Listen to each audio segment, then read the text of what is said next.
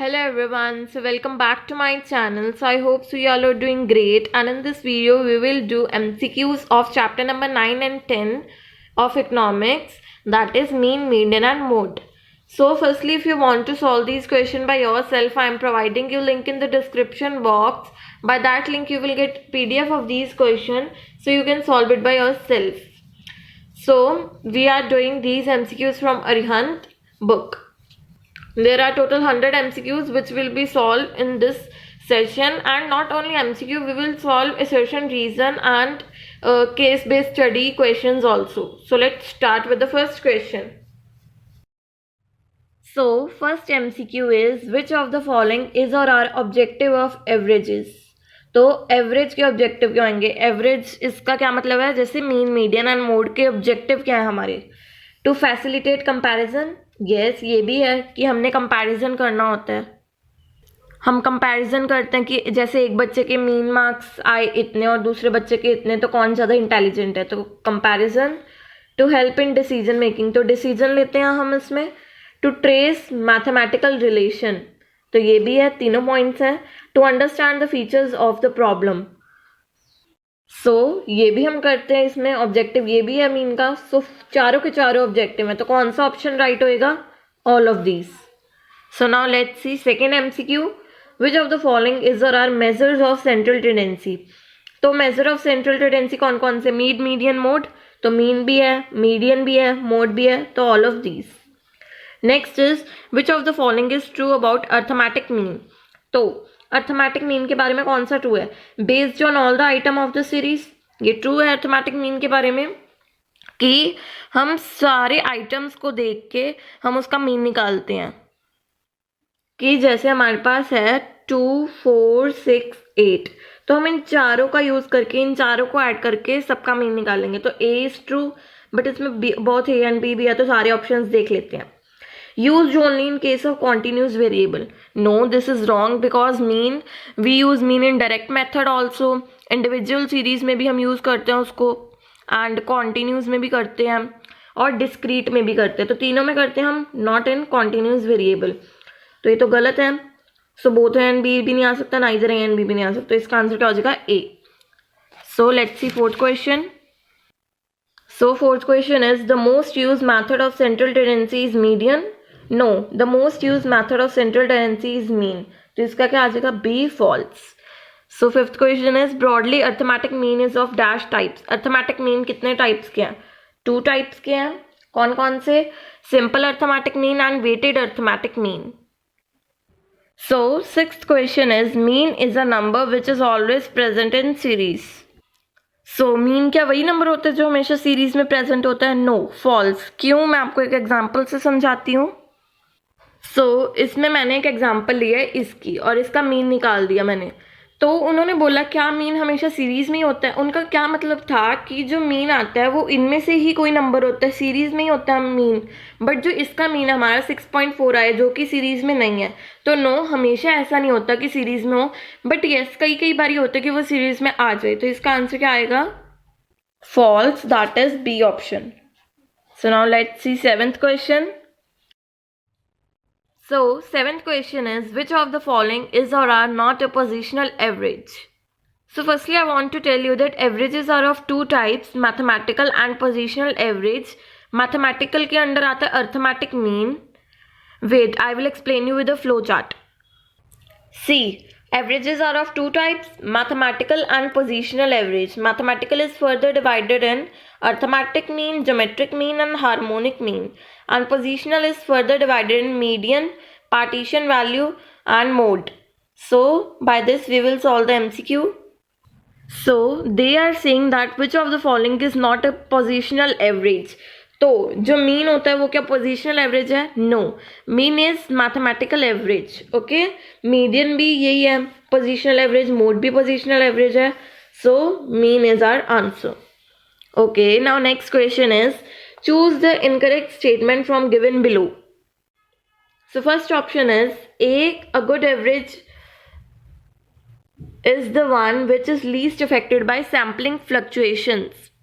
So yeah, this is true. कि जो एक गुड एवरेज वही होती है जैसे हम थोड़ी बहुत फ्लक्चुएशंस भी कर दें, जैसे हमने गलती से कुछ लिख दिया हो, थोड़ी बहुत फ्लक्चुएशंस भी कर दें तो वो अफेक्ट ना हो. सो या this is true. B option is an average should be rigidly defined. Yes, this is also true. Average rigidly define हो. C option is an average is based on extreme observations or the statistical distribution. No, this is incorrect statement. That an average is based on the extreme observations or the statistical distribution. Why? Because इसमें कहा है कि जो average है वो सिर्फ extreme observations पे depend करती है. नो, हम एवरेज कैसे निकालते हैं? सबका टोटल करके निकालते हैं. मीन में हम सबका टोटल करते, चाहे वो छोटी टर्म हो, छोटी ऑब्जर्वेशन हो या फिर एक्सट्रीम ऑब्जर्वेशन हो. तो this is incorrect statement. Fourth भी देख लेते हैं. An average should be capable of further algebraic treatment. So या this is also true. So इसका आंसर क्या आ जाएगा? C. An average is based on extreme observations on the statistical distribution. Ninth question is sum of deviations taken from actual mean is always equal to 0. Sorry, मैंने गलती से answer ही बोल दिया 0. तो sum of deviations taken from actual mean is always equal to 0. Why? मैं आपको एक एग्जांपल से एक्सप्लेन करती हूँ. सो सी, this is our question that these all are our observations 10, 20, 30, 40 and 50. तो इसका मीन आ गया 30. तो इससे हमने जब डेविएशन निकाला हमने सब में से माइनस कर दिया. तो जब माइनस किया हमारा ये आंसर आ गया. जब इस सब को हम ऐड करेंगे तो -10 से +10 कट जाएगा, 20 पॉजिटिव से 20 नेगेटिव कट जाएगा, तो इसका आंसर 0 आ जाएगा. अब हमेशा ही 0 क्यों आएगा? क्योंकि हमने जो मीन लिया है वो इसी में से लिया है, तो ये हमेशा ही 0 आएगा.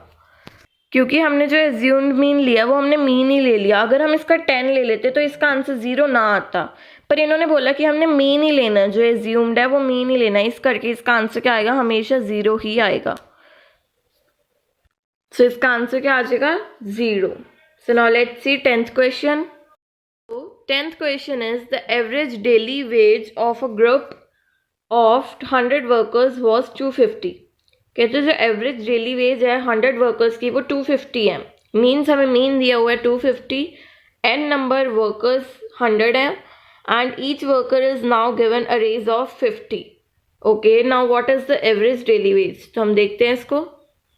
सी, they are saying that 100 workers की एवरेज हमारी 250 है. ओके, सो हम टोटल इनकम निकाल लेते हैं 100 वर्कर्स की. कैसे? मीन के फॉर्मूले से. Mean is equal to EX upon N. तो इससे हमारा टोटल EX आ जाएगा. सो EX कितना आ गया? 25,000. ओके, एंड देन अब वो कहते हैं अब अगर सबकी इनकम 50 रुपीज से बढ़ गई, सो न्यू मीन क्या होगा अब इसका? सो अब देखो, अगर हम 100 जानों की वेजेस 50 रुपीज से बढ़ा देंगे तो टोटल कितनी वेजेस बढ़ेंगी? 50 इंटू 100 5,000. तो मतलब 5,000 रुपीज बढ़ गई. तो अब टोटल EX कितनी हो जाएगी न्यू की? 30,000.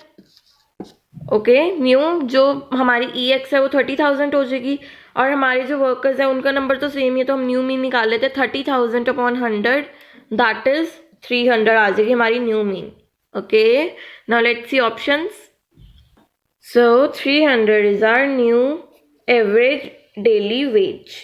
So now let's see 11th question. In 11th question they are saying that arithmetic mean of 5 number is 28. And when one number is reduced, mean is reduced by 2. Which number is excluded? तो देखते हैं इसको भी. So see, what they are saying that अगर 5 numbers को add करते हैं हम और उसका मीन निकालते हैं 28 है, और अगर उसमें से हम एक नंबर एक्सक्लूड कर लेते हैं, कोई भी एक नंबर हमने एक्सक्लूड कर लिया तो ये 4 नंबर्स रह गए यहाँ पे, तो उसका जो मीन है वो 2 से डिक्रीज हो जाता है. तो पहले मीन क्या था? 28. अब 2 से डिक्रीज हो गया तो कितना हो गया? 26. तो हमें कैसे पता चलेगा कि हमने कौन सा नंबर रिड्यूस किया? तो हम क्या करेंगे, इसका EX निकाल लेंगे, मतलब टोटल ऑफ ऑल X. इसका भी टोटल ऑफ ऑल X निकाल लेंगे और N में दोनों को माइनस कर देंगे. सो देखते हैं हम. सो इसका EX क्या होएगा? 28 इंटू 5, 28 इंटू 5 एंड इसका EX क्या होएगा? 26 into 4. So 28 into 5 is 140 and 26 into 4 is 104. सो जब हम दोनों को आपस में माइनस करेंगे तो हमारा आंसर क्या आ जाएगा 36। तो मतलब यही हमारा आंसर है, ये नंबर हमने एक्सक्लूड किया था तो मीन 2 से रिड्यूस हो गया था। So answer is 36, D part. So 12th question is arithmetic mean of 5 observations y plus 2, y plus 4, y plus 6, y plus a is 11. What is the value of y? So easy, हम निकाल लेते हैं। ये चीज़ हमें given हुई है कि जो ये सबको ऐड करके अपॉन 5 करके हमारा मीन क्या आ रहा है 11। तो हम इन सबको ऐड कर लेंगे तो इसका आंसर क्या आएगा? 5y plus 20 आ जाएगा। 5y plus 20, सॉरी ये 54 लग रहा है ना आपको। 5y upon 20 upon 5 is equal to 11। 5 यहाँ से कॉमन निकाल लेते हैं। अब हम 5 यहाँ से कॉमन निकालेंगे तो ये y प्लस 4 रह जाएगा। ओके, y प्लस 4 रह जाएगा अपॉन 5 इज इक्वल टू 11। ये 5 से 5 कैंसिल हो जाएगा। y क्या आ जाएगा, इधर जाके माइनस हो जाएगा। 11 माइनस 4 इज 7, तो y is equal to 7 आ जाएगा। Now let's see options. So D option is right, that is 7. So now let's see 13th question. So 13th question is when arithmetic mean is calculated using assumed mean method and the sum of deviation from assumed mean is 0, which of the following below statement is correct in that situation? तो अभी हमने 9th MCQ किया था जिसमें हमने किया था कि जो sum of deviation from actual mean always equal to 0 कब होता है, जब जो हम एज्यूम्ड मीन लेते हैं वो एक्चुअल मीन होता है। तो इसमें भी वही ऑप्शन है कि जो एज्यूम्ड मीन है वो एक्चुअल मीन की इक्वल होएगा, तभी हमारा जो डेविएशन है वो 0 होएगा। तो इसका A option is correct, that assumed mean is equal to actual mean. मैंने आपको बोला नहीं, अगर आप कोई और लोगे तो आंसर 0 नहीं आएगा, पर अगर आप एक्चुअल मीन ही लोगे एज्यूम्ड मीन तो आपका आंसर 0 आएगा। So A option is correct. Now let's see 14th question. So 14th question is the sum of square of deviations from the actual mean is. So इसका answer क्या आएगा? Minimum. That when we do the square of deviations from actual mean always answer will be minimum। ये property ही है mean की कि इसका जो answer आएगा हमेशा मिनिमम ही आएगा। So minimum is our answer. So now let's see 15th question. Simple arithmetic mean can also be referred to as। अब अर्थमेटिक मीन कितने टाइप के होते हैं? 2 टाइप्स के होते हैं, simple arithmetic mean and weighted mean. तो हम सिंपल अर्थमेटिक मीन को अनवेटेड मीन भी कह देते हैं।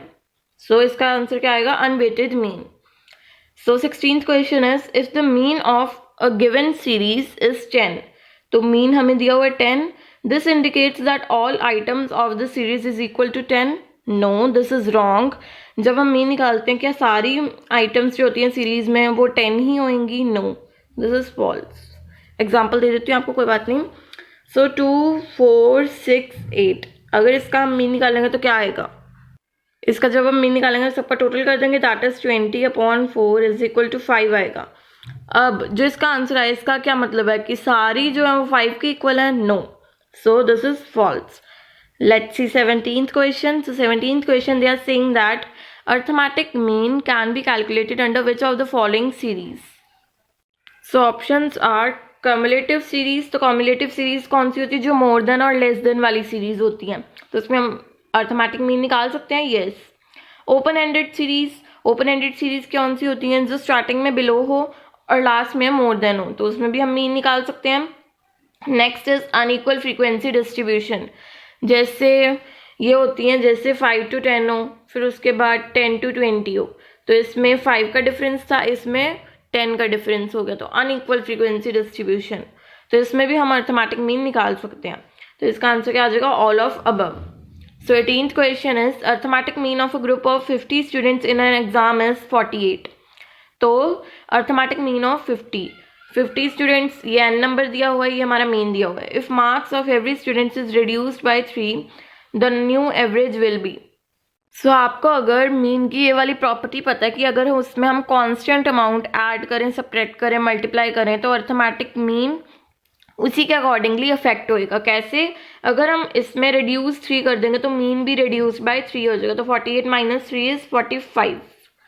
अगर यहाँ पे लिखा होता एवरी स्टूडेंट्स के जो मार्क्स हैं वो एडेड बाय 3 हैं, तो हम इसमें ऐड कर देते 3। ये एक मीन की प्रॉपर्टी ही होती है। Wait, I will show you. See, इसमें दिया हुआ है जैसे मीन था 13 था, हमने सब में 2 ऐड किया तो मीन भी ऐड 2 हो गया, 2 सब्ट्रैक्ट किया तो मीन भी सब्ट्रैक्ट बाय 2 हो गया, मल्टीप्लाई किया तो मीन भी मल्टीप्लाई बाय 2 हो गया, और अगर हमने डिवाइड किया 2 से तो मीन भी डिवाइडेड बाय 2 हो गया। Okay, so now let's see next question. So इसका क्या आंसर आ गया? 45 ही आ गया। नेक्स्ट क्वेश्चन देखते हैं। Mean value of a particular series of 15। So of नहीं आना था यहाँ पे, the mean value of particular series 15 दी हुई है, मतलब हमें is 15। If a constant number is added to all the items of the series, mean value will remain unaffected. So this is false. Why? इन्होंने कहा कि जो मीन वैल्यू है वो अनअफेक्टेड रहेगी। मैंने अभी अभी आपको समझाया है कि जैसे ऐड किया 2 तो मीन भी ऐड बाय 2 हो जाएगा, सब्ट्रैक्ट किया 2 तो मीन भी सब्ट्रैक्ट बाय 2 हो जाएगा। तो अगर हम कांस्टेंट नंबर को ऐड करेंगे तो ये भी ऐड बाय उतने हो जाएगा, तो ये अफेक्ट होएगा, पर इन्होंने लिखा दिस इज रिमेन अनअफेक्टेड, तो this is false. So next question is choose the correct option when equal weights are assigned to all the observation of the data. So option देखते हैं। Weighted mean is greater than arithmetic mean, weighted mean is smaller than arithmetic mean, weighted mean is equal to arithmetic mean and they are not related। तो जब हम सबको equal weights assign कर देंगे, weights क्या होता है, बस फ्रीक्वेंसी की जगह पे वेट्स आ जाता है। अगर हम सबको इक्वल वेट्स असाइन कर देंगे, जो वेटेड मीन है इक्वल टू अर्थमेटिक मीन हो जाएगा। Okay, now let's see next question.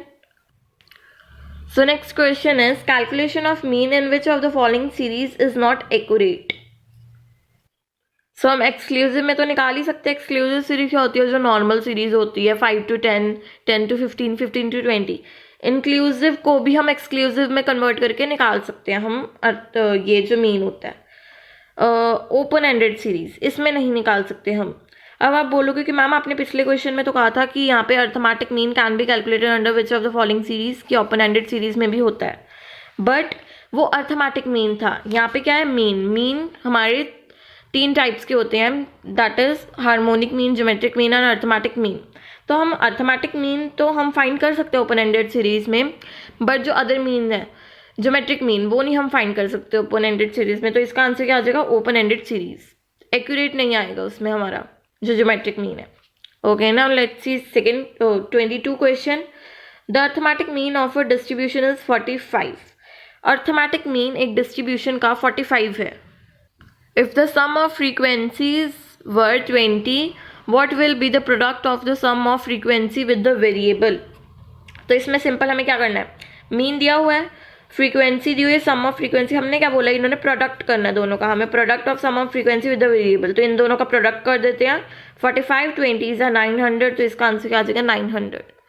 Next question is the scores of student in a class scores are 97, 85, 92, 78 and 90. What will be the average score? तो बस simple हमें इसका mean find out करना है। सो कर लेते हैं, सबको ऐड करके क्या करना है? Divide by 5। सो सबको ऐड कर लेते हैं। 97,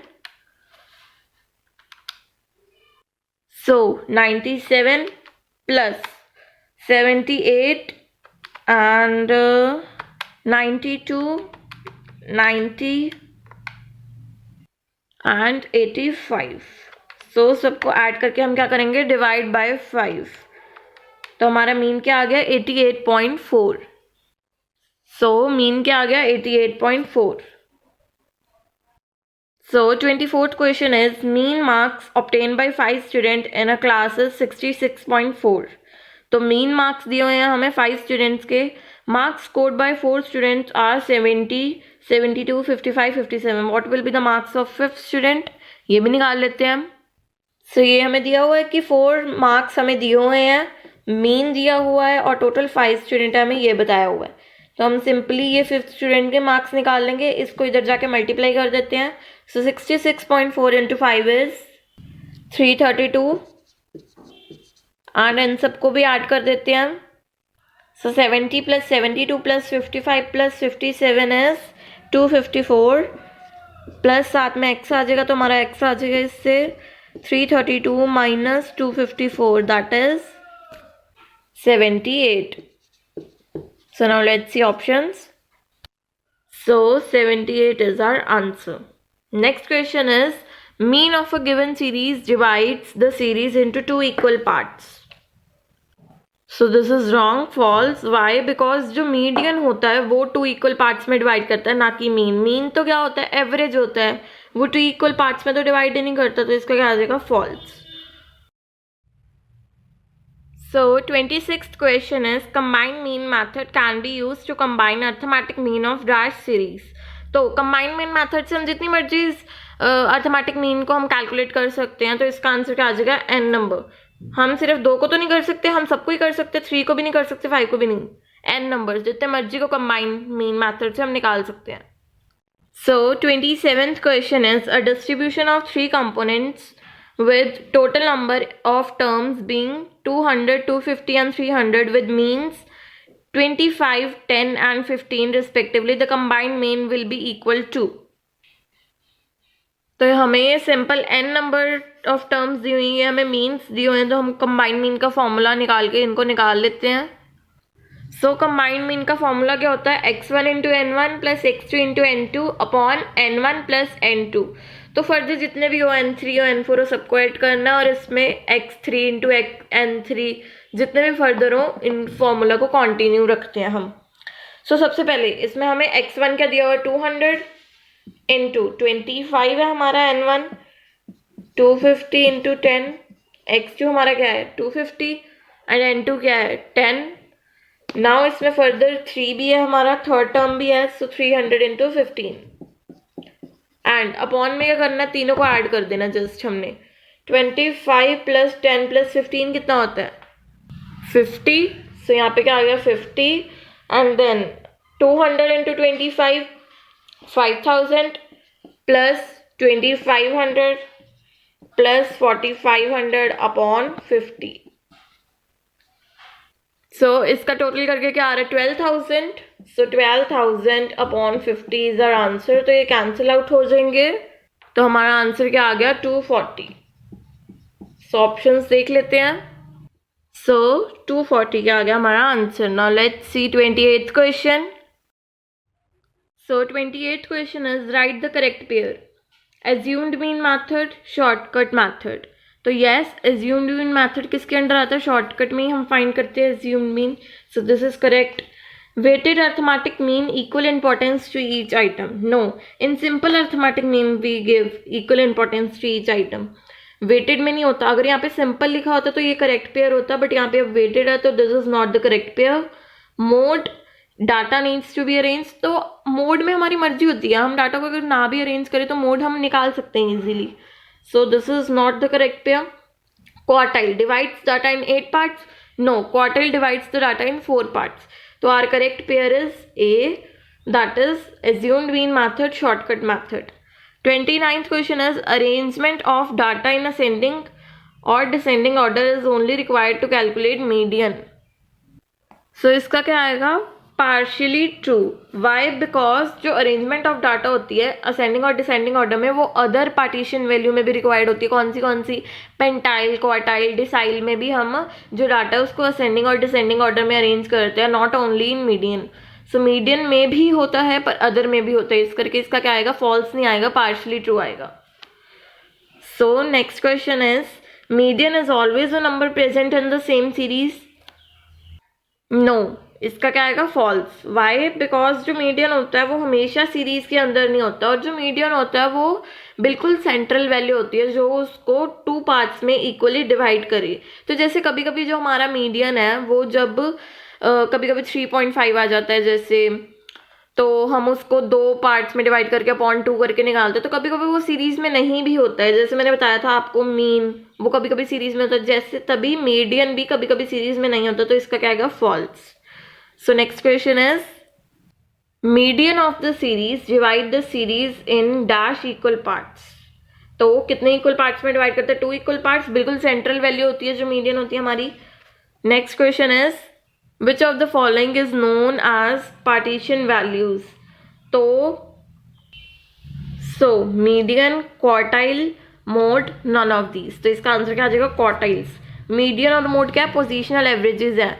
पर पोजीशनल एवरेज के आगे जाके पार्टीशन वैल्यू भी आती है, और पार्टीशन वैल्यू में कौन कौन से आते हैं, क्वार्टाइल, डिसाइल एंड परसेंटाइल। तो इसका क्या आएगा, quartile. So next question is choose the correct statement about median. तो मीडियन के बारे में कौन सी करेक्ट स्टेटमेंट है। तो मीडियन क्या करता है, जो सीरीज है उसको 2 इक्वल पार्ट्स में डिवाइड कर देता है, मतलब 50-50% में डिवाइड कर देते हैं, 2 इक्वल पार्ट्स में डिवाइड कर देता है 50-50% में। तो इसका आंसर क्या आ जाएगा, highest value of the lowest 50% of the items. Now next question is, next question is quartile of a series is based on which of the following, middle 50% items of the series, upper 25% items of the series, lower 25% items of the series, या all the items of the series।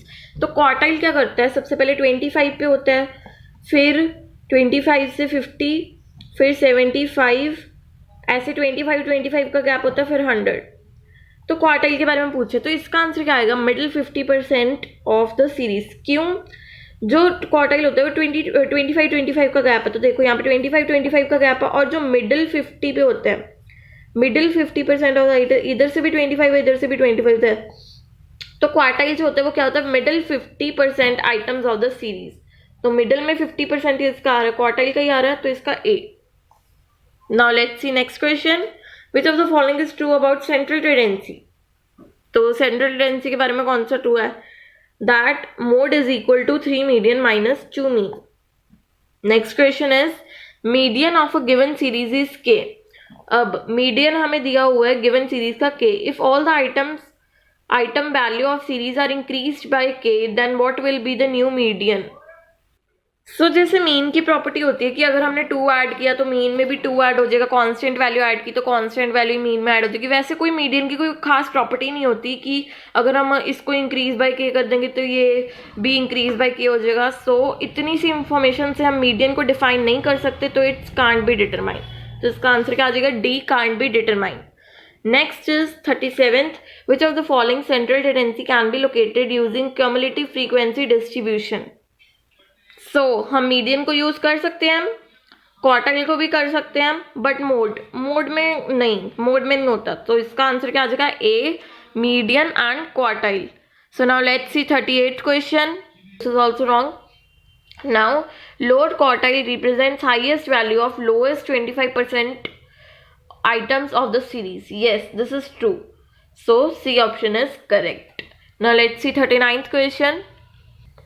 39th question is which of the following central tendency can be located using histogram।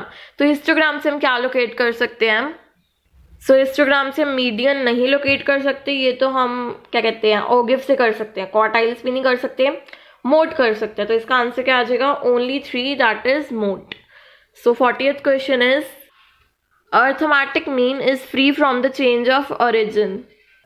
सो या this is true, that arithmetic mean is free from the change of origin जितना मर्जी change हो जाए, arithmetic mean को कोई फर्क नहीं पड़ता। Next question is choose the correct statement from given below.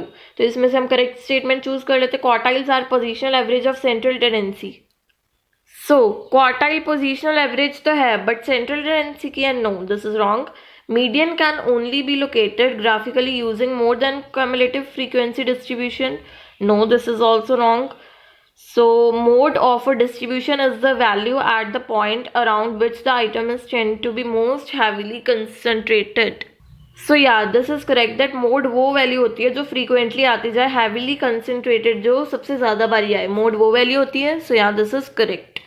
Next question is a series need to be arranged in either ascending or descending order for calculating which of the following।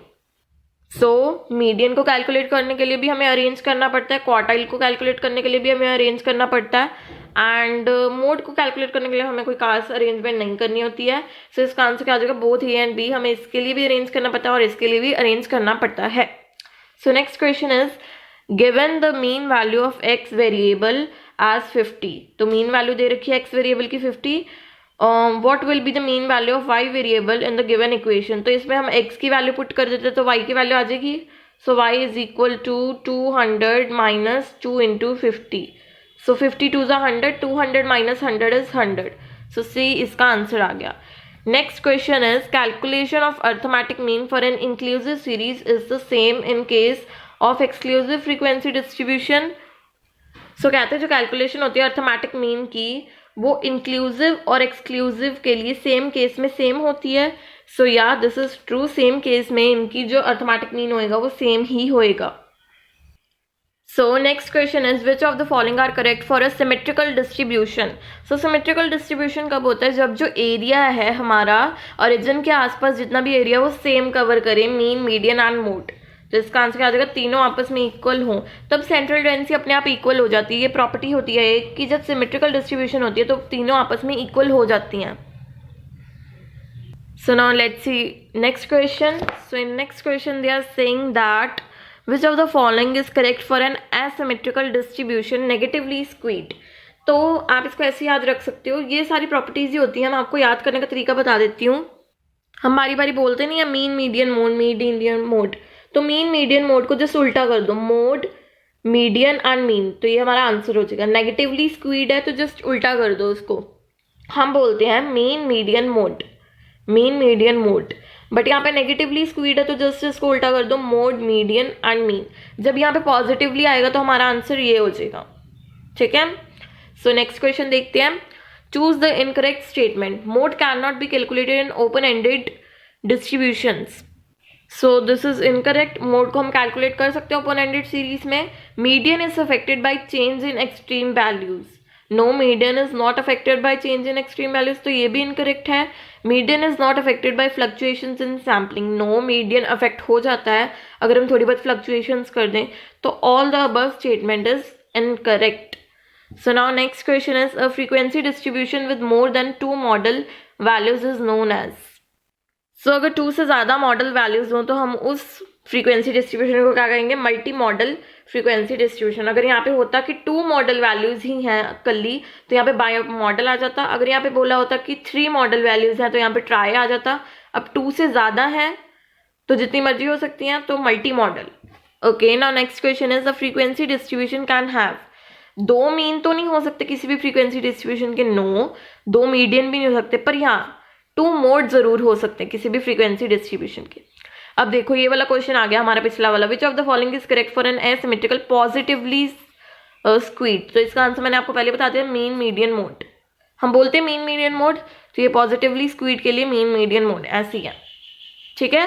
So now let's see second 51 question. So next question is which of the following values of quartile is equal to median. तो इसका answer क्या आएगा, 2.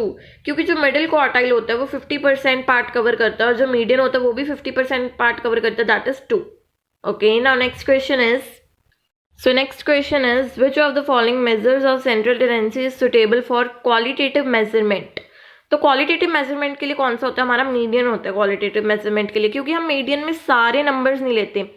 Like जो mean है उसमें हम सारे numbers देखते हैं, सबको ऐड करते हैं. तो जो मीडियन होता है उसमें हम सारे नंबर नहीं देखते, उसमें सिर्फ अरेंजमेंट भी डिपेंड करता है कि मीडियन कौन सा आएगा. तो इसमें हम क्वालिटेटिव मेजरमेंट देखते हैं. सो नाउ नेक्स्ट क्वेश्चन इज.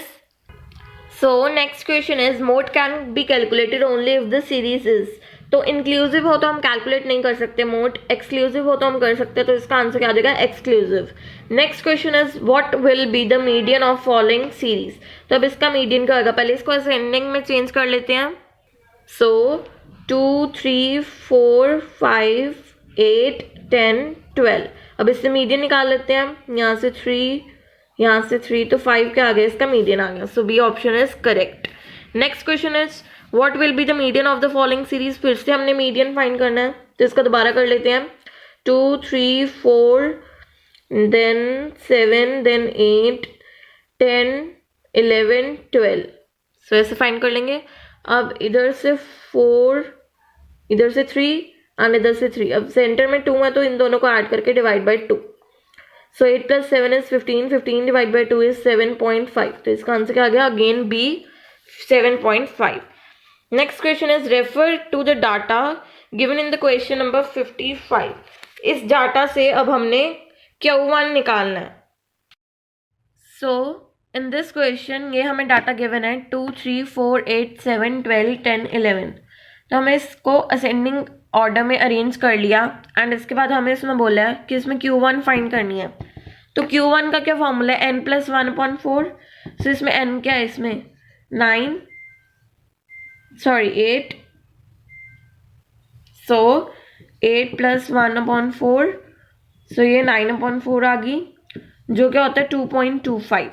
अब इसके बाद क्या करते होते हैं हम क्वार्टाइल निकालने के लिए, यहाँ पे 2 है तो इसकी सेकेंड टर्म प्लस इसके पीछे 2 जो पॉइंट के बाद वाला डिजिट है 0.25 प्लस 2.25 कौन से इंटीजर्स के बीच में आता है, 2 और 3 के बीच में आता है, तो लास्ट में 3 - 2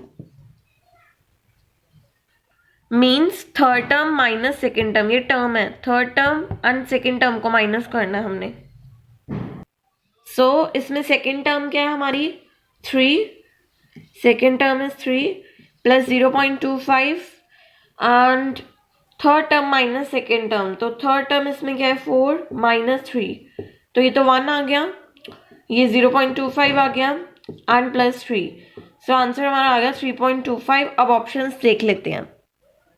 सो हमारा आंसर आ रहा है 3.25, किसी भी ऑप्शन के साथ मैच नहीं कर रहा। सो मैं आपको बताना चाहती हूँ ये क्वेश्चन ही गलत है हमारा, मतलब डाटा अप्रोप्रिएट नहीं है या फिर ऑप्शंस गलत है इसमें, मतलब ये क्वेश्चन में कुछ मिस्टेक है, ठीक है। तो ये तो क्वेश्चन आपको पेपर में आ ही नहीं सकता, अगर आएगा तो ऑप्शंस चेंज होंगी या फिर डाटा चेंज होएगा, ठीक है। So now let's see 57th question. So in 57th question they are saying that refer to the data given in question number 55 what will be the value of Q3। पहले हमने Q1 की value find की थी, अब हमें Q3 की value find करनी है। सो ये हमें डाटा दिया हुआ था, अगेन हमने इसको असेंडिंग ऑर्डर में चेंज कर दिया, अब हमें इसमें Q3 फाइंड आउट करना है। सो Q3 का ये फॉर्मूला होता है 3 × n + 1/4। सो इसमें n क्या है हमारा 8 + 1/4, सो 27/4 आ गए यहाँ से हमारा answer, that is equal to 6.75। अब 6.75 को हम क्या लिख सकते हैं, हम आगे इसका करते होते हैं कि जो फर्स्ट नंबर होता है उतना भी टर्म लेते हैं हम, प्लस जो पीछे 2 डिजिट होता है उसको ऐड कर देते हैं 0.75, प्लस हम जितने मतलब जिस इंटीजर के बीच में ये आ रहा होता है उन दोनों को माइनस कर देते हैं। सो 6th टर्म - 7 टर्म, ये टर्म है, 6 - 7 नहीं करना हमें, 6th टर्म - 7th टर्म। सो ये करना था हमें 6th टर्म प्लस 0.75 और 7 टर्म - 6 टर्म। यस यहाँ पे 7th - 6 आएगा, मैंने गलती से 6th - 7 लिख दिया था, ठीक है, बड़ा वाला टर्म आगे आएगा। सो 6th टर्म कौन सी है हमारी 10 प्लस 0.75, अब 7 टर्म कौन सी 11 - 6th टर्म कौन सी 10th, तो ये 1 आ गया। सो इसका आंसर हमारा क्या आ गया 10.75। अब ऑप्शंस देख लेते हैं। सो हमारी इसमें से भी कोई ऑप्शन नहीं मैच कर रही, सो ये क्वेश्चन भी गलत है, या तो पेपर में ऐसे नहीं आएगा सेम टू सेम, या तो इसके ऑप्शंस डिफरेंट होंगे, या तो इसका डाटा थोड़ा सा डिफरेंट होएगा, तो ये दोनों क्वेश्चंस में बहुत मिस्टेक है, तो ये दोनों क्वेश्चंस गलत हैं। सो now let's C 58th question. So now 58th question is the mean of a given items 5, 6, 7, x, 11 and 13 is 44, value of x will be, तो इसकी वैल्यू भी हम निकाल लेते हैं। सो ये हमें दिया हुआ कि इतने नंबर ऑफ टर्म्स है और इनका जो मीन है वो 44 है, तो इन सबको ऐड कर लेते हैं, 6 × 44 कर लेते हैं सबसे पहले, 6 × 44 is 264, so is equal to 264 आ जाएगा। ओके नाउ इन सबको ऐड कर लेते हैं, दैट इज 42 + x, सो यहाँ पे 42 + x आ जाएगा। अब 264 - 42 हमारा आंसर आ जाएगा, that is 222 is our answer, 222 is our answer. So now let's see options. So B option is correct, that is 222। Now next question is in order to calculate mean of n natural number the number of items will be equal to। अगर हमें n natural number का mean find करना है तो number of items कितनी होंगी, n ही होंगी, जितने का मीन फाइंड करना हो तो उतनी नंबर ऑफ टर्म्स होती हैं, so simple. Next question is the total value of the highest 25% items of the series is known as lower quartile. So this is false, why, because the lowest value of the highest 25% items of the series को हम क्या कहते हैं अपर quartile कहते हैं, पर यहाँ पे लोअर क्वार्टाइल लिखा हुआ है, So this is false. So next question is choose the incorrect statement from the given below. तो जो गलत है हमने वो चूज करनी है. For a symmetrical distribution, mean, median and mode are equal to each other. तो पीछे MCQ करवाया था, ये तो ट्रू है कि जो सिमेट्रिकल डिस्ट्रीब्यूशन होती है उसमें मीन मीडियन मोड जो है वो आपस में इक्वल होते हैं. Mid value series need to be converted into normal frequency distribution in order to calculate median. Yes, mid value को भी हमें नॉर्मल फ्रीक्वेंसी डिस्ट्रीब्यूशन में कन्वर्ट करना पड़ता है.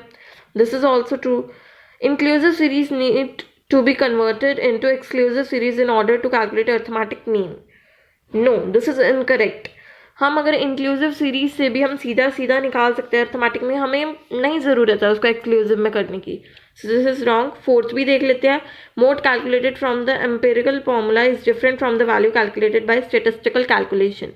Yes, this is also true. अगर हम मोड नॉर्मल फॉर्मूला से फाइंड करेंगे, इंस्पेक्शन से करेंगे, ग्रुपिंग मैथड से करेंगे, that will be different. And अगर जब हम मोड एम्पीरियल फॉर्मूला से करेंगे, कौन सा, कि जो mode is equal to 3 median minus 2 mean, दोनों से आंसर अलग आएगा. So this is also true. So this is incorrect. Next question is right the correct pair. तो पोजिशनल मीन, मीन तो मैथमेटिकल एवरेज होता है, तो this is wrong pair. Affected by extreme values, median. So this is also wrong. Median is not affected by the extreme values. Next is located by grouping mode. Yes, mode का होता है grouping method, grouping से हम उसको locate करते हैं. So इसका क्या आ जाएगा? C, that is located by grouping mode. Next question is by observation method model value will lie in which class interval from the given below. तो हमने उससे करना है, ऑब्जर्वेशन से करना है. तो ऑब्जर्वेशन से क्या, जो मोस्ट फ्रीक्वेंट आ रहा है वही होगी. मोस्ट फ्रीक्वेंट कौन से, 28 है या 28 है, तो इसका क्या आ जाएगा 30 to 40, जिस क्लास में आ रहा है ये. ठीक है. So next question is mod value calculated using the Amperian formula differs from the actual value of the series. तो ये मैं अभी आपको बता के हटी हूँ कि जो हम एम्पीरियल फॉर्मूला से, एम्पेरिकल फॉर्मूला से फाइंड करेंगे मोड, और जो ग्रुपिंग मैथड या फिर उससे करेंगे, तो वो दोनों डिफरेंट ही आएंगे. तो इसका क्या आएगा, ट्रू.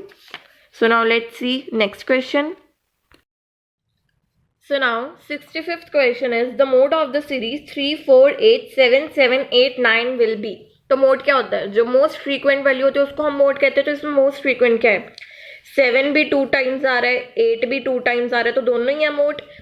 एक जो सीरीज होती है उसके 2 मोड हो सकते हैं, तो इसका आंसर क्या आ जाएगा, both A and B. Okay. Now next question is quartile group is decided in continuous series by using the following formula. So A option is n by 4th term. The second option is 3 into n by 4th term. Third option is n plus 1 by 4th term. And D is both A and B. तो इसका answer क्या आएगा, both A and B. क्योंकि जो quartile होता है वो 3 types का होता है आगे. That is high, low, middle. Okay. And जो high और low है उन दोनों का ये फॉर्मूला होता है. जो high वाला है उसका ये वाला n by 4th. And जो क्या कहते हैं low है बिल्कुल, उसका है 3 into n by 4. Q1 का n by 4 and Q3 का 3 into n by 4th term. So both A and B is our answer. Next is division of column in 10 equal parts is called. तो 10 equal parts को क्या कहते हैं, decile. और मैं आपको बता दूं क्वार्टाइल 4 इक्वल पार्ट्स में डिवाइड करता है, परसेंटाइल 100 इक्वल पार्ट्स में इसको डिवाइड करता है. तो इसका आंसर क्या आ जाएगा, डिसाइल, जो 10 इक्वल पार्ट्स में डिवाइड करता है. नेक्स्ट क्या है, विच of the following is the correct formula. तो ये इंपीरियल फॉर्मूला हमें बताया, हमारा इंपीरियल फॉर्मूला क्या है, mode is equal to 3 median minus 2 mean. ये हमारा फॉर्मूला होता है. वैसे इन्होंने बस इसको उल्टा पुल्टा करके यहाँ पे लिखा और हमें बताना है इसमें से कौन सा सही है. तो पहले ये तो गलती है, यहाँ पे माइनस आना चाहिए था. सेकंड में हम x को एक साइड ले जाते हैं और दूसरी साइड देख लेते हैं इससे क्या आ रहा है. x को अगर हम इधर ले जाएंगे तो हमारा आ जाएगा, तो इधर चला जाएगा z इंटू -3 मीडियन अपॉन -2 आ जाएगा. मैंने क्या किया, इसमें हमारे ये फॉर्मूला है, बस x को एक साइड रख लिया, बाकी सारा कुछ दूसरी साइड लगी. तो जब ये माइनस ऊपर जाएगा तो x इज इक्वल टू क्या आ जाएगा, 3 मीडियन माइनस z अपॉन 2. तो दिस ऑप्शन इज करेक्ट. मैं इरेज करके एक और बार एक्सप्लेन कर देती हूँ. सो सी, हमारा ऑफिशियली फॉर्मूला क्या होता है, z is equal to 3 median minus 2 mean. ये होता है. मैंने क्या किया, मीन को एक साइड रख लिया. जब हम मीन को एक साइड रखें, मान लो मीन को इधर ही रख लिया, तो यहाँ पे z है, 3 मीडियन उधर जाके माइनस हो जाएगा. अपॉन, ये इधर जाके डिवाइड हो जाएगा तो -2। जब ये माइनस ऊपर जाएगा तो z के आगे माइनस आ जाएगा और 3 के आगे पॉजिटिव आ जाएगा अपॉन 2। तो देखो हमारा ऑप्शन क्या है, 3 मीडियन माइनस z, यहाँ पे भी क्या है 3 median minus z upon 2। So this option is correct. Okay, now let's see next question. So next question is the highest value of the lowest 25% items of the series upper quartile. So इसका answer क्या है, false. Why? Because the highest value of the lowest 25% क्या होता है, lower quartile होता है, यहाँ पे upper quartile लिखा हुआ है। हमने पीछे भी एक MC किया था जिसमें हमने इसका आंसर क्या किया था, lower quartile। ठीक है, so इसका आंसर क्या आ जाएगा, false. Now next question is 5 is the mode of the numbers this. Choose the options below. तो 5 क्या इसका मोड है, मोस्ट फ्रीक्वेंट कौन सा आ रहा है, 3 भी 2 टाइम्स आ रहा है, 5 भी 2 टाइम्स आ रहा है, 2 भी 2 टाइम्स आ रहा है, तो कल्ला क्या 5 ही है इसका mode, no, so this is false. So now next question is, in a asymmetrical distribution if mean is 20 and median is 25 what will be the value of mode। तो हमने अभी एम्पीरियल फॉर्मूला किया था कि जो मोड होता है वो 3 मीडियन -2 मीन के इक्वल होता है। तो हमारे यहाँ पे मीन क्या है 25, तो mode is equal to 3 into median क्या है हमारा 25 एंड मोड मीन क्या है हमारा 20। सो 25 3 जा 75 माइनस 22 जा 40, तो ये हमारा आ गया 7/4 35। So D is the correct answer.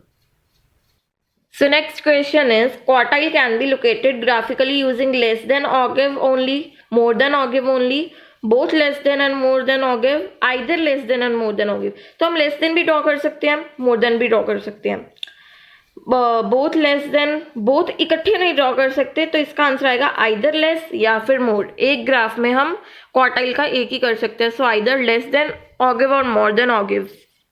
So next question is, write the correct pair।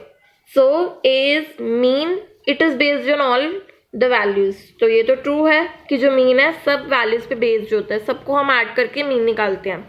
Median, it can be ascertain bye inspection, तो मोड में होता है इंस्पेक्शन मेथड, तो मीडियन में तो नहीं होता, तो ये तो रॉन्ग है, इनकरेक्ट पेयर है। Mode, it is not affected by extreme values, तो मोड तो अफेक्ट हो जाता है एक्सट्रीम वैल्यूज से, सो ये भी इनकरेक्ट पेयर है। सो इसका आंसर क्या आ जाएगा, ए, that is mean it is based on all the values। so with this हमारे सारे MCQs कंप्लीट हो गए हैं। अब हम क्या करेंगे, assertion, reasoning, MCQ।